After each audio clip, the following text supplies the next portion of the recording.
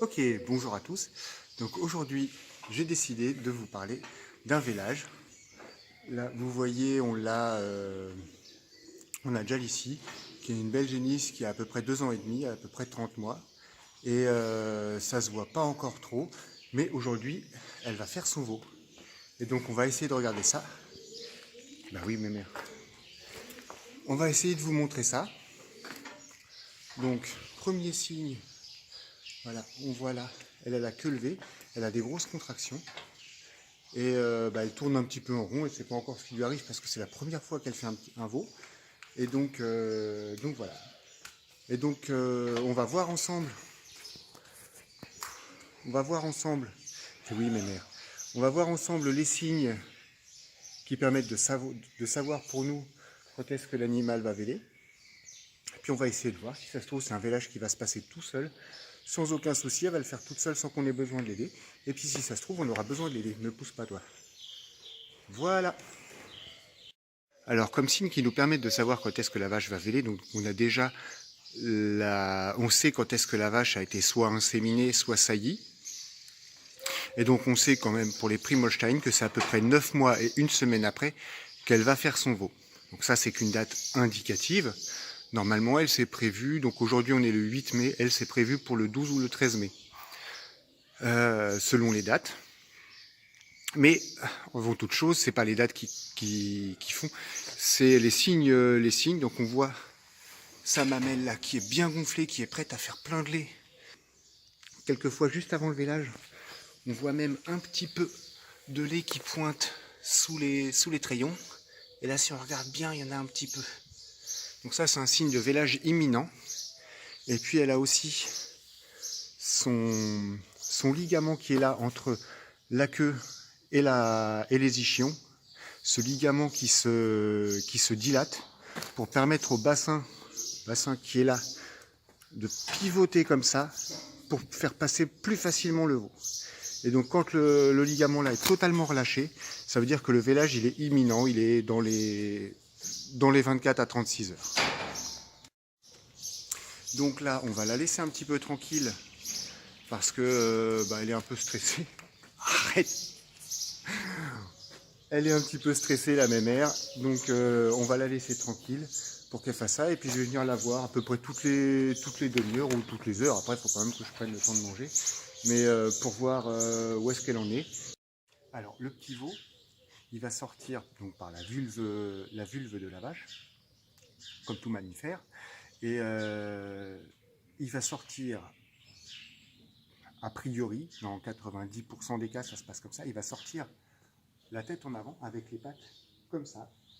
Donc c'est les pattes qui vont commencer à dilater le col de l'utérus, qui va passer d'une taille à peu près comme ça sur un col de l'utérus normal en fin de gestation, et qui va grossir jusqu'à peu près cette taille-là pour faire passer le veau.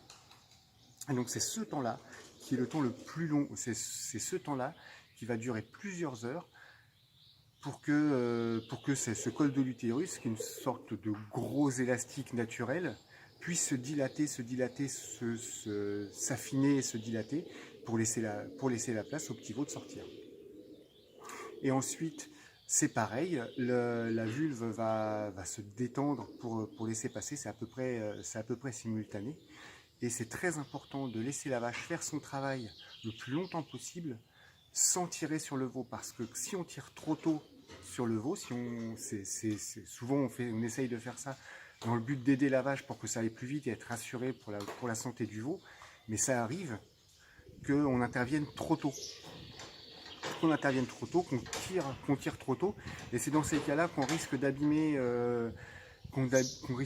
soit le col de l'utérus, soit la vulve de la vache, ou qu'on risque d'introduire à l'intérieur des microbes qui pourront être préjudiciables à la santé de la vache après, parce que tout l'intérêt, c'est que ce vélage soit qu'une étape, et qu'après la vache fasse une bonne lactation, et qu'elle puisse en refaire d'autres après.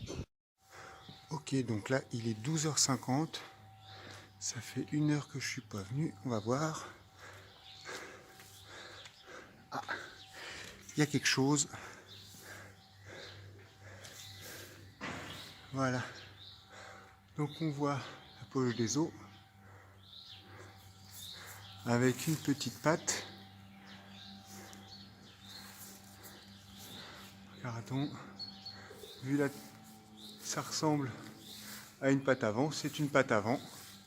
Donc on va les laisser travailler encore et on va revenir voir dans une demi-heure. Ouais, voilà, là elle s'est recouchée, ça c'est impeccable. Elle va pousser tranquillement.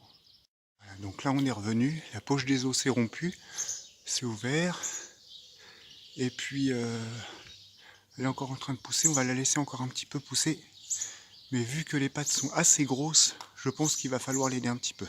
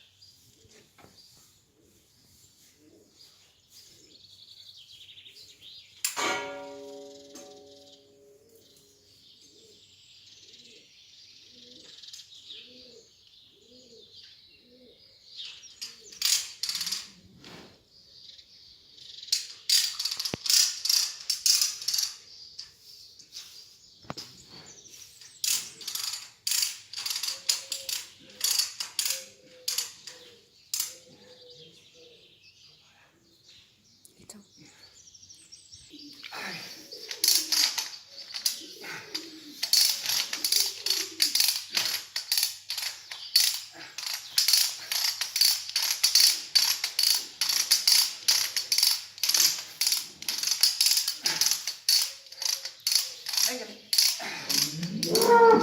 c'est bon. Allez, toi. Oula. Et où tu vas?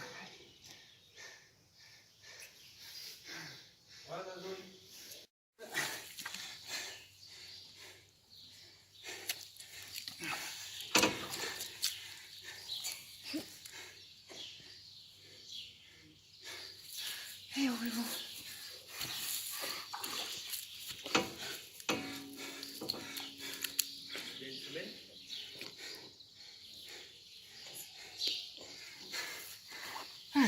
Du mal à respirer. Du mal à respirer, dis donc, toi.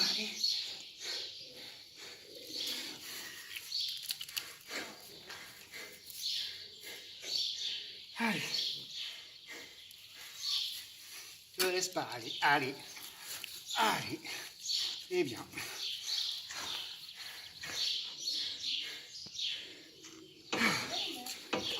Alors, quand on lui met de l'eau froide dans les oreilles, ça le force à respirer. Voilà.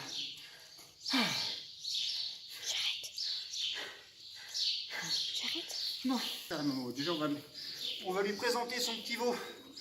Viens par là, ton petit biquet.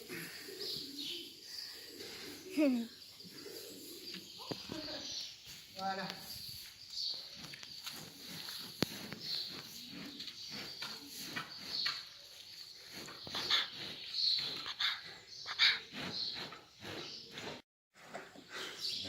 Voilà, la vache, elle lèche son veau et ça a comme intérêt aussi de le stimuler, de stimuler sa respiration. Alors il va me rester plusieurs soins à faire au veau. Je vais d'abord désinfecter son nombril avec un désinfectant. Ça va permettre qu'il n'ait pas d'infection au nombril.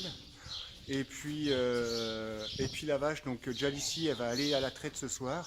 Et c'est très important, je vais donner de son lait, son lait à elle, le premier lait après le vélage, ça s'appelle le colostrum. Et c'est plein d'anticorps. Et ça va fournir énormément de défense immunitaire au nouveau-né.